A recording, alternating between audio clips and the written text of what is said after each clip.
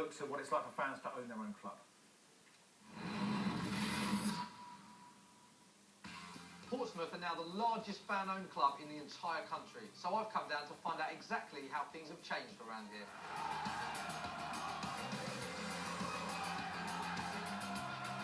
So Mark, what is your role at the club? Chief Executive Officer, team maker and general dog's body to the chairman of the board. A huge part of my role here as a community-based club is that everything that I do is for the benefit of the fans. Every single email letter that comes to this ground that's addressed to me gets a reply from me. I know what it's like to be a fan because basically I still am one. So as well as doing all the paperwork and making all the decisions, you might have to put the teas out or help with the kit or things like that on occasions. We do.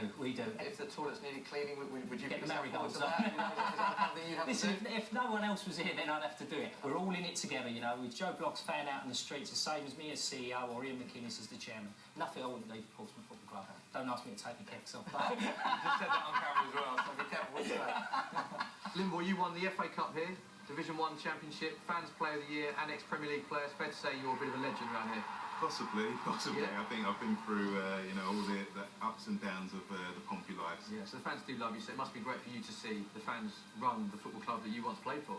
Yeah, it is. A lot of the fans are, my friends who are actually running the club. And is it hard to think that this club are a League 2 club now? Is it hard for you to see that? It is, because of how quickly it all happened. It was at one point we're winning the FA Cup, the next point we're, in administration, dropping into the Championship. We never really saw the signs, and I think the writing started to appear when, first of all, when Harry went, he went to Tottenham, and then after that there was a number of players that were being sold, but very quickly. It wasn't a case of, they might be going. It was, they're gone. Did you ever feel tempted to leave the club because you were a bit uncertain about the finances and what was really going on here? To be honest, they wouldn't have signed anyone with half an A.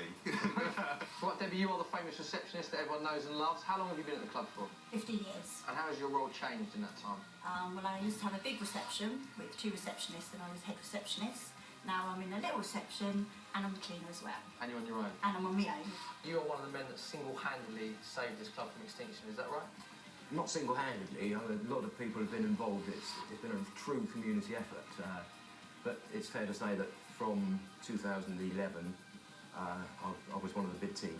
I think the most emotional day was when Trevor Birch told us that he would have to go with Keith Harris's bid. One of our other presidents, the guy who invested some money, was on the phone trying to console me, and as I put the phone down, I heard my wife going mad in our study because she'd just seen the statement from the Football League that said it was a trust or nobody.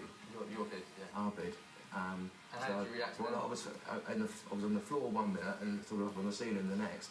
I tried to phone Mark Trapani, who's one of the other directors, and I couldn't do it because I was crying. I had to hand the phone to my wife to tell him. In fact, it's making me feel emotional now just thinking about that, to be honest. Now, Michael, this isn't the first time you've been on TV, is it? No, in February 2010, when the club went into administration, I got the phone call to do an interview with Sky Sports News, which turned into a bit of a rant.